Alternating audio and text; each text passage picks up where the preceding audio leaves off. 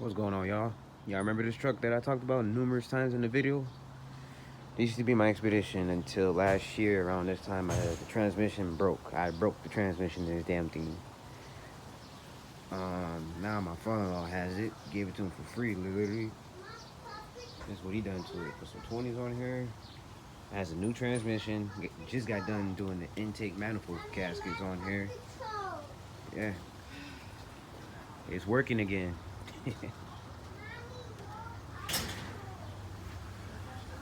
Yep, it's working again.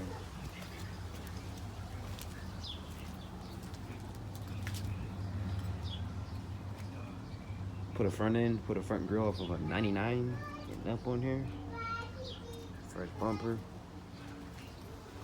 It's back to life again, y'all. It's back. It is back.